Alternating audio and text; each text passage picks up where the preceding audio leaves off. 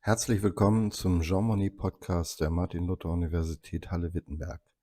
Welcome to the Jean Monnet Podcast of the University Halle. Thank you very much for joining. So many students, that's wonderful, it's great. So many young people being interested in the international economic system in general, but maybe also from a most distinguished perspective, US or general global perspective. Namely by James Bacchus, who is with us. We are very much honored, very much happy to have you here. It is 20 years, that is to say, most of you were either just born or maybe not even yet in kindergarten or something like that, that Jim Bacchus was with us, also in one of my lectures in international economic law here in Halle. And it's great after 20 years to have you back, Jim. Thanks a lot for joining. Just a very short introduction so that you know who you're talking to, who is talking to you, and you will talk to him later on. James Bacchus did his undergrad at Vanderbilt Universities, originally not from Florida, but more or less lived all of his life in Florida, if I see it correctly. He studied, as I said, in Vanderbilt, and then later on in Yale. His legal education was at Florida State University College of Law. He has, if I may say, shifted back and forth from serving, first of all, in the military for quite some years, then being a lawyer, then being a politician, being a lawyer, again, being an international judge as the appellate body here. To make it more concrete, after, as I said, his service in the army was had different functions in public and political service. Finally, he got elected in 1991 to the House of Representatives, twice re-elected, where he served until 1995. Is that correct? I guess, yes, until 1995 in the House. And then he became one of the founding members of the appellate body of the World Trade Organization, as the students know, which was founded in 1995 with the appellate body, and served there 2 terms. Also for 2 terms as a chairman of the appellate body. That was a challenging time. It was already the topic of your last visit. It will be again a topic today. Challenging time, also for us as scholars, who of course closely followed, namely that time where the appellate body developed his reputation, got judgments that were criticized. As I said, were very much welcome, very interesting for international lawyers in general. After Jim Bacchus retired from the appellate body, he went back to practice, legal practice, in an international U.S. international law firm. And he, if I may say, retired from that a couple of years ago and then became a professor for global affairs in Florida. And since then is giving presentations and writing a lot. If I see it correctly, 3 books, you said by now. And we have the privilege of getting some insights of this scholarly work and the practice time, of course, Jim has here and today and tomorrow and the day after tomorrow. So I hope all of you will join also for the next following 2 days. Thanks a lot. Again, thanks very much for being here, and we are very much happy and looking forward to listening to you. You have the floor. All is yours. Please. Thank you so much, Christian. Can everyone hear me? I'm honored to be back here after 20 years at this great university, of which you should be quite proud. It's one of the finest universities there is. I'm also honored once again to be with my friend Christian, who is one of the greatest scholars of international economic law in the world, in case she didn't realize it. I'm going to be speaking, as Christian said, today, tomorrow, and Wednesday. Today, I will be speaking about where we are now and where it seems we might be going in the immediate future with the World Trade Organization. Tomorrow, I'll be speaking about where, in my view, we should be going with the World Trade Organization. And Wednesday, I'll be talking about the topic of my next, actually sixth, and forthcoming book, which will be published next May, which is the relationship between democracy and sustainable development, and how I believe we should change democracy to help achieve democratic global governance. I thought I would speak for a while and then we could have an exchange of views, as we used to describe it in Geneva. Questions, answers, and follow-ups. I'll try to be as helpful and responsive as I can in answering your questions. And I've found that I oftentimes learn as much from answering questions, if not more, than in giving the presentations. Here we are, just a few days after the latest U.S. presidential election, and it seems to me that we face two possibilities with respect to the position of my country, the United States of America, with respect to the World Trade Organization. The first policy, the first possibility is that things could continue more or less as they have been in terms of the American policy toward the WTO.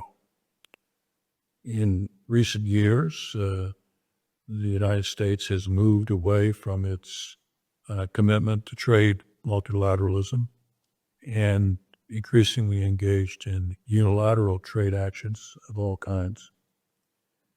And it has increasingly pushed the WTO to the periphery of U.S. trade thinking.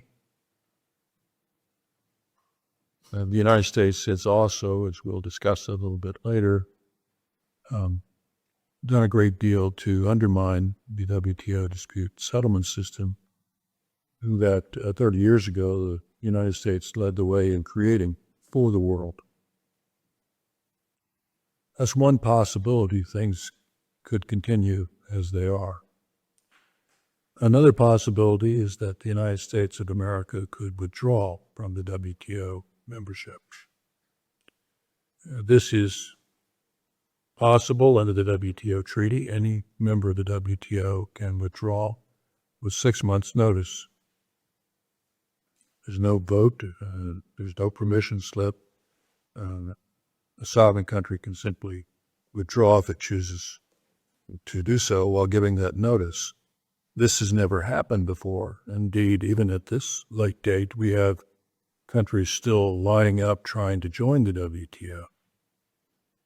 But this is a possibility.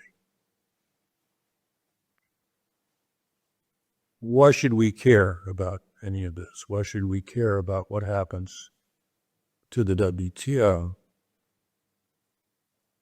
There's a very fine research institution called the Bertelsmann Institute here in Germany.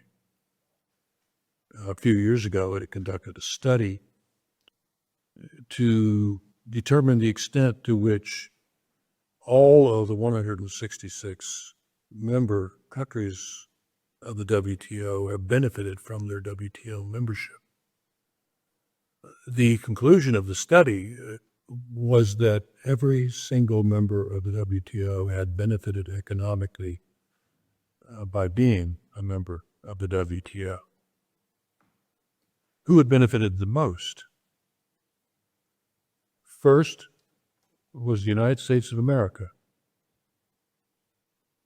Second was China. Third was Germany. Many billions of dollars in profit and economic gains annually by virtue of being a member of the WTO for each of them and for all the other members of the WTO. This is not too surprising given that these are the leading trading countries in the world. But I think you'd find that here in Germany, to some extent, certainly in the United States, based on recent evidence, there's no recognition that WTO membership has benefited the people at home. Ironically, it's China, I think, that fully understands the benefits of WTO membership to China. The Chinese know that without the benefit of WTO membership, their trade would be discriminated against every day in every part of the world to the extent that other countries could get away with it. So the Chinese find themselves as one of the most ardent champions of the success of the World Trade Organization.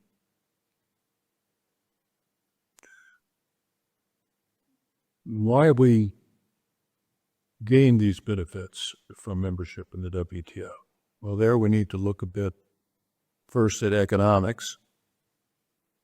We need to go back to Adam Smith, whom I know you've all read, and his views of the wealth of a country as being based on what it's able to achieve in terms of the benefits to the people of the country, as opposed to his opponents at the time, the mercantilists, who thought that wealth was merely the accumulation of gold in some stack at home. Adam Smith preached the virtues of free trade. Equally important was the insight of one of the followers of Adam Smith, David Ricardo, half a century later, who explained the theory of comparative advantage, a counterintuitive theory that is not well understood in political circles in most parts of the world, but nevertheless underlies the rationale for the structure of the WTO. The theory of comparative advantage is that we all profit in terms of gains from trade when we specialize in what we can produce relatively better than our trading partners. It's very important to understand the need for the word relatively there.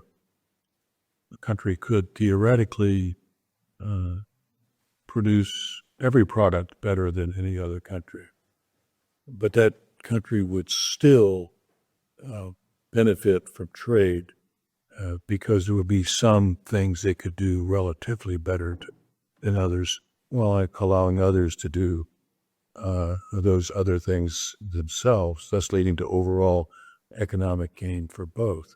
By the same token, if there's a country that produces nothing better than anyone else, still there's going to be a comparative advantage because it will be relatively better at doing some things than others and can profit from trade by specializing in those things it does relatively better than others. I dwell on this because there aren't many politicians in the world and in my country who understand the theory of comparative advantage, or at least they don't seem to do so based on their actions. But one of the underlying ideas for the multilateral trade system that is the WTO is that the producers of the world need to specialize in comparative advantages. The other underlying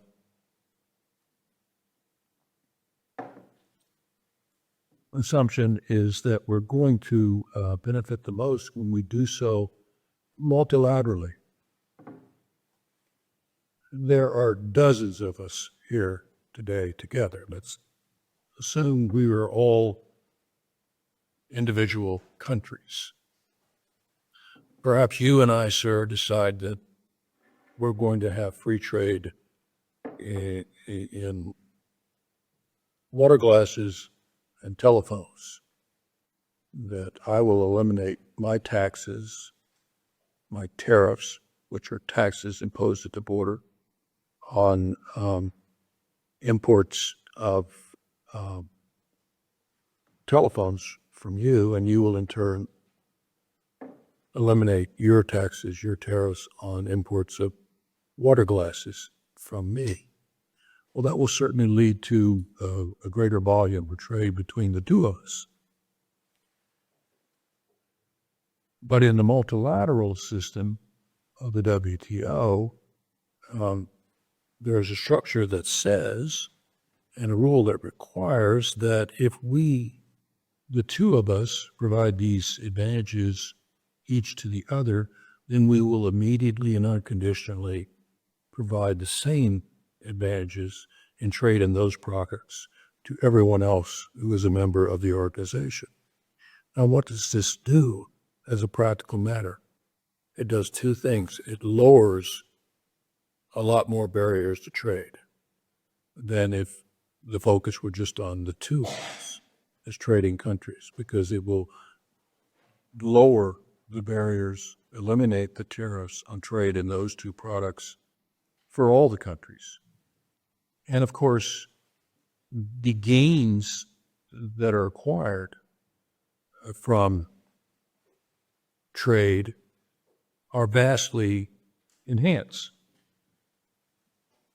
You and I would make some gains from our bilateral deal, but when that bilateral deal is extended to everyone, then the gains from trade are multiplied many-fold.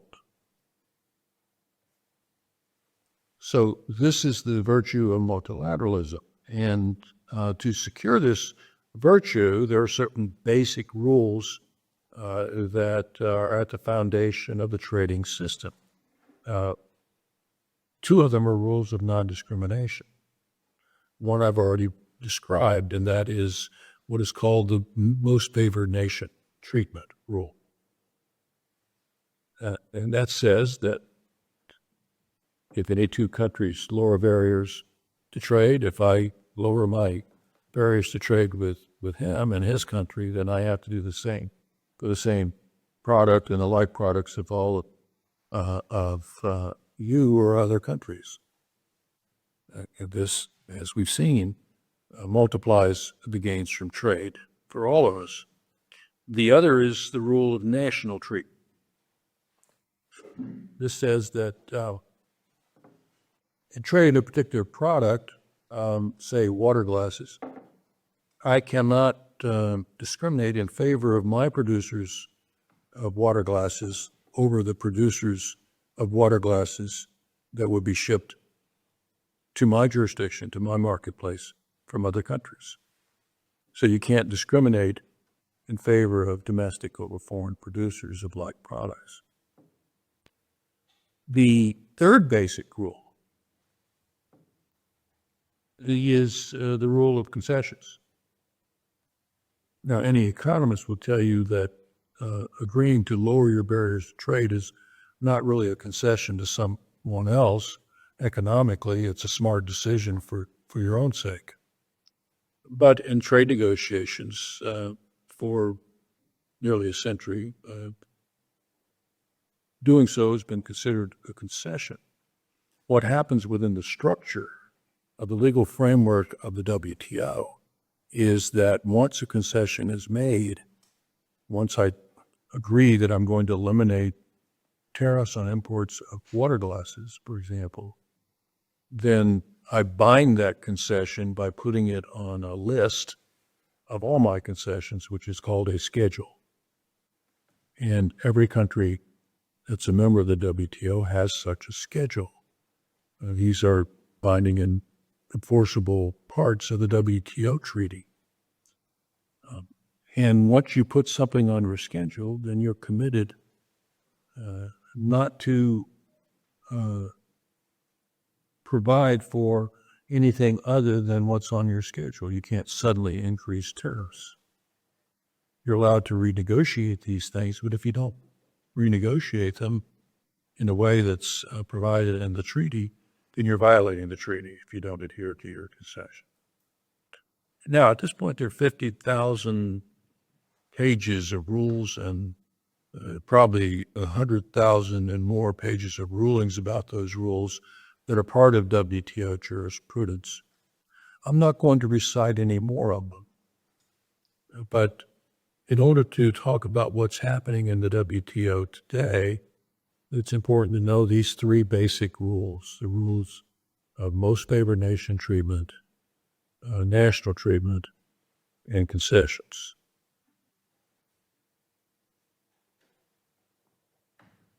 It's also important to understand one of the innovations of the WTO when it was created in 1995 as a successor to the previous General Agreement on Tariffs and Trade, the GATT, and that is binding dispute settlement. In 1995, when we established the WTO, for the first time, we made the decisions that were taken by ad hoc panels, tribunals in dispute settlement legally enforceable. They were no longer optional because they can no longer be blocked by a single country, usually a country who had been ruled against and did not want to have to implement the adverse ruling. So this was great innovation in that really alone among all international forms of dispute settlement, the WTO jurists had the power of enforcing their rulings through the actions of the WTO members. This is done by the last resort of economic sanctions. If you're a country and a member of the WTO and you lose a dispute in dispute settlement, you have choice. You can choose to ignore that ruling if you wish. You're a sovereign country. Or you can choose to comply with it. But if you choose to ignore it, under the rules, there's a price to pay. And that price is the loss of previously granted concessions in other areas of trade. And in practice, that can add up to billions of dollars in trade annually. So that until recently, countries complied with almost all WTO rules, even when they lost. At the apex of this dispute settlement system was an innovation in the Uruguay round that established the WTO. This innovation was the appellate body on which I had the privilege of serving and twice chairing. The appellate body is, if you look at the WTO treaty, the tribunal of final appeal in all disputes that come before the WTO. There's an automatic right of appeal to the appellate body on legal issues and rulings in WTO panel reports. So the appellate body built up a great amount of jurisprudence as well. And under the WTO treaty, the only way that a WTO panel ruling is amended by an appellate body ruling would not be enforced is if every single member of the WTO agreed that it would not be. Practically speaking, this means that the party that won the dispute, that prevailed in the dispute, would have to agree to set aside its winning verdict. For some reason, this has never happened, and I don't doubt that it will. So the WTO treaty provides for the opposite of what had preceded it under the GATT system. Again, under the GATT, any single country could block the adoption of a report to make it legally binding. Under the WTO, every single country has to agree to not adopt it before, to keep it from becoming binding, just the opposite. So this is what we created in 1995.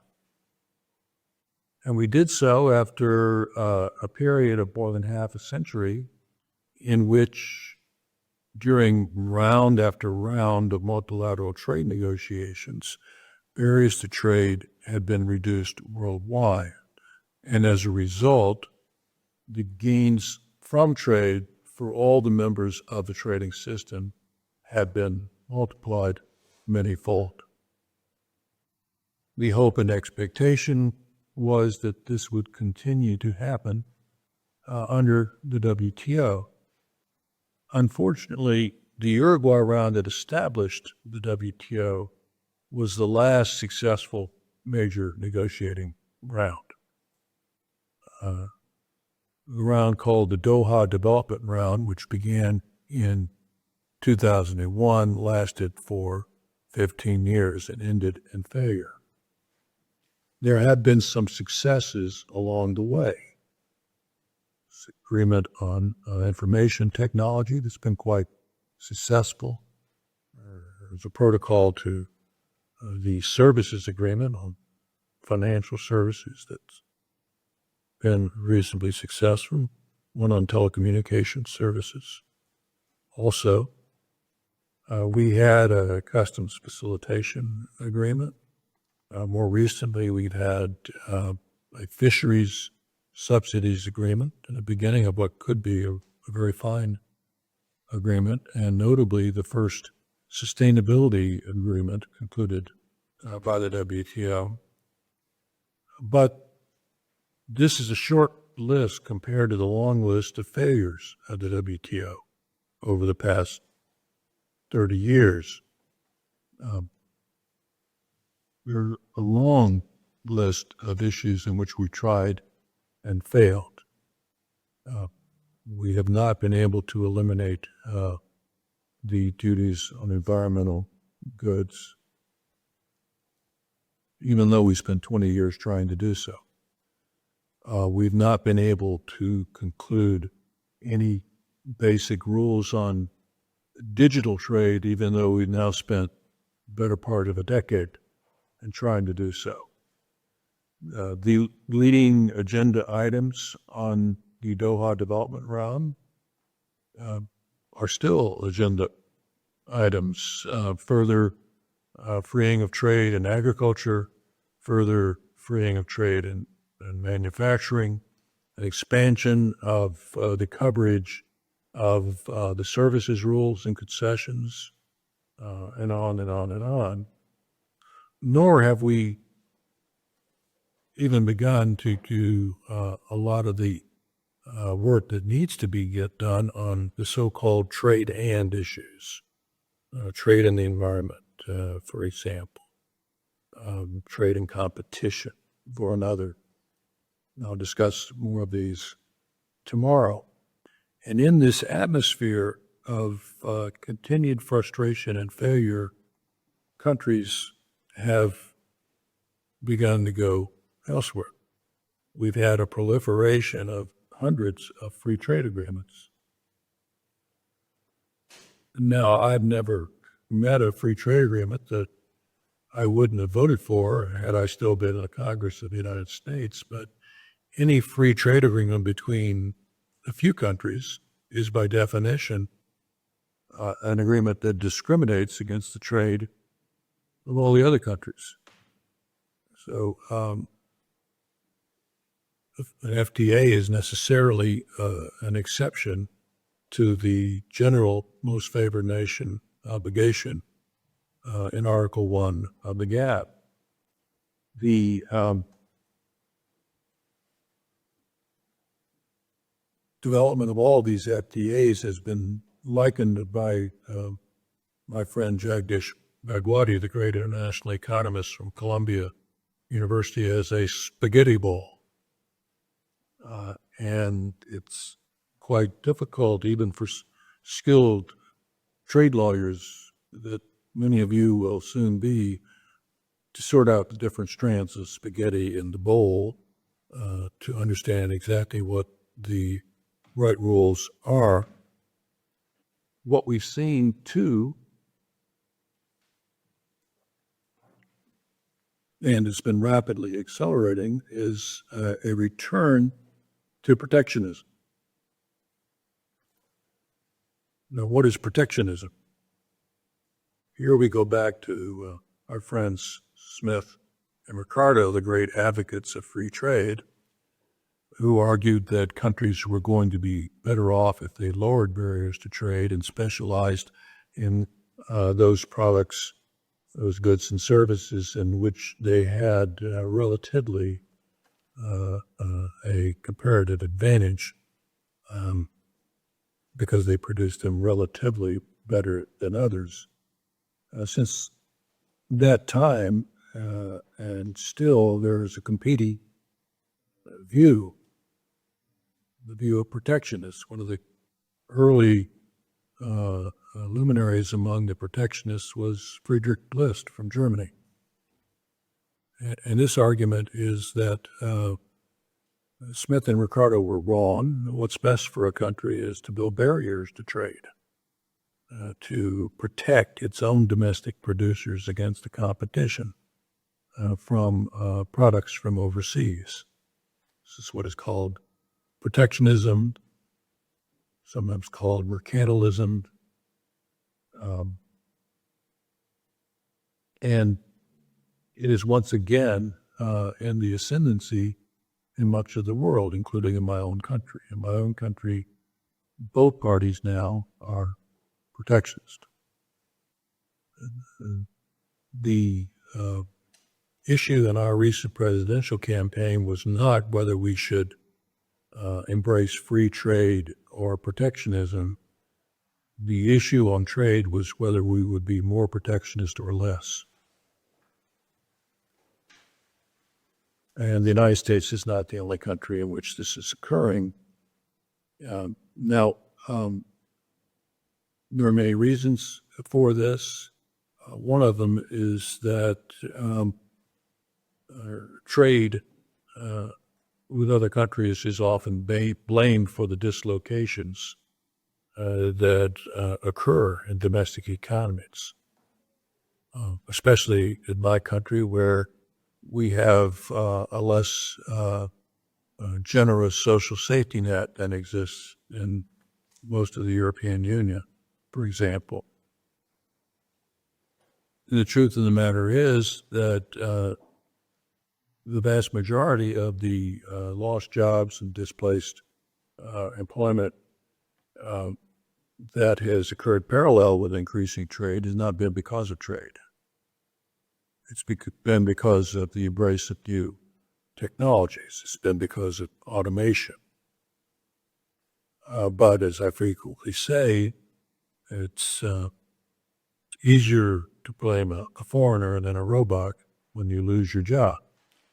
And that's what's been occurring in the United States and is occurring in many other parts of the world as well, giving evidence to a renewed rise of protectionism. Technology, of course, is not through changing how we work and live. with the arrival of AI, we're now seeing studies predicting that services jobs everywhere in the world are now going to be threatened and changed by artificial intelligence. This is nothing we even discussed in our presidential election in the United States, yet 75% of our economy is services. And if we can believe these studies, these changes in the services industries with attendant effects on employment are going to be happening very soon.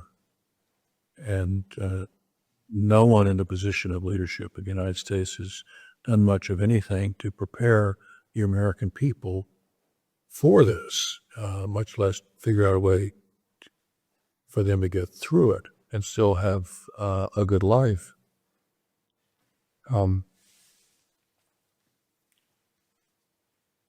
One of the aspects of this return to protectionism is the desire to have great latitude in applying what are called trade remedies. Trade remedies are safeguards against surges of imports. They are countervailing duties to offset governmental subsidies that are provided to imports. They are anti-dumping duties that are applied to counter what is called dumping, which is when products are sold in the target market for less than it costs to produce it in the home market. Economists say, so what? You get cheaper products, but the GATT literally condemns, that's the word that's used, condemns dumping, and there's an entire agreement that permits anti-dumping duties so long as they're applied consistently with the rules in that agreement. Politically, what happened in the United States is that there was increasing pressure beginning with the turn of the century to apply more and more trade remedies. This was partly because of the increasing competition with China, but it was really much more than that. And this pressure was driven by industries that are located in just a handful of states in the United States, states such as Pennsylvania, Michigan, and Wisconsin, which in addition to having a lot of smokestack industries that find it hard to compete in this new economic world, are also political swing states in congressional and presidential elections. So both of our political parties have been desirous of being able to apply trade remedies as much as they wish to secure the political support they require in those states, irrespective of whether this violates WTO rules or not. And when the appellate body in the WTO insisted that the United States comply with these rules in applying these remedies, the United States began to develop a campaign in opposition to the appellate body. This campaign was enacted through a series of refusals to join in appointing new members to the appellate body when sitting members finished their terms. Until just a couple of years ago, the appellate body no longer had any judges, so now it exists only on paper. What does this mean in terms of the dispute settlement system? It means we're back in the days of the GATT. Because recall that there is a right to appeal in the treaty. WTO panels are still working. My friend and I have a dispute over trade in water glasses. We go to the dispute settlement system. The panel makes a ruling. It rules in favor of him and against me. but I have a right to an appeal. So I file what's called a notice of appeal to the appellate body. There's no one on the appellate body to hear the appeal. So the appeal goes into a legal limbo. At this point, I think there are dozens of cases that are in this legal limbo. And as a consequence, the members of the WTO are not able to adopt a panel report. They're not able to adopt a panel report because I haven't been given the benefit of my right to an appeal. Thus, the bottom line is the same as it was under the GATT. One country, when they lose before a panel, can in effect block the enforcement of a ruling against it. Not only have we been doing that for several years, but increasingly countries, and especially my own, I have to say, have simply been taking unilateral trade actions in violation of the rules, in complete disregard of the rules. There are half a dozen cases on that list I mentioned of the caseload that's pending in the legal abyss that are cases in which other countries challenged the steel and aluminum tariffs imposed in recent years by the United States. The United States lost all those cases, and having succeeded in depopulating the appellate body, they have filed appeals to the non-existent appellate body, or they simply ignored the rulings. If you read the U.S. media now, it is full of speculation on how many more tariffs will be applied, which products they'll be applied, on which countries will suffer from these tariffs in their trade. Speculation this morning that the United Kingdom will be excused from the tariffs, but the European Union will not. Speculation that Canada will be excused from tariffs on energy, and maybe from the 100% tariffs that are now being contemplated on Mexican imports into the United States, and on and on and on. All of these tariffs are in violation of the WTO treaty obligations of the United States of America. Yet I have yet to read even one statement and even one media account of this issue that even mentions the WTO.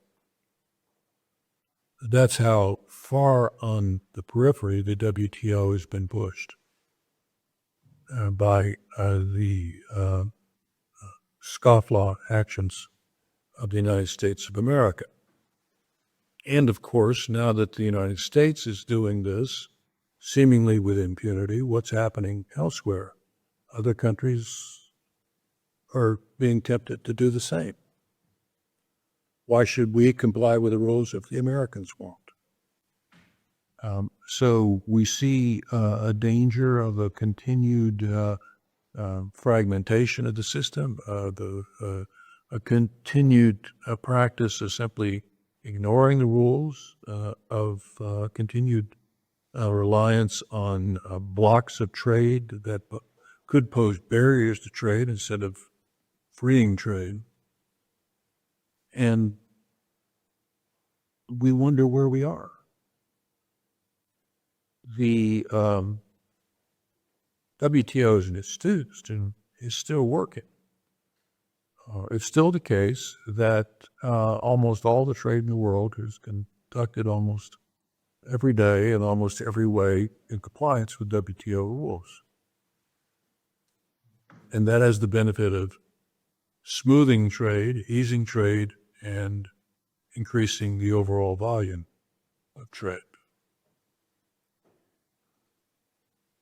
But we're approaching a point when I may soon not be able to say that any longer. The WTO is also doing a lot of other good work in terms of reviewing trade policies. Dispute settlement still occurs, and in a variety of ways, even in the absence of the appellate bodies, countries are often getting resolution of their disputes.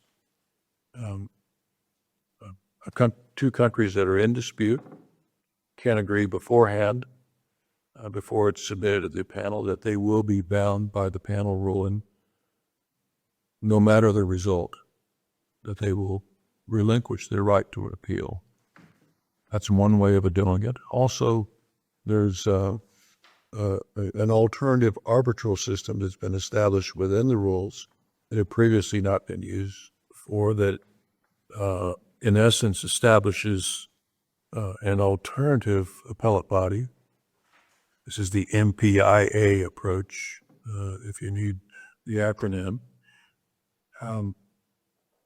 And this is shown to be working, but it only applies to those countries that have signed on to participate in this system.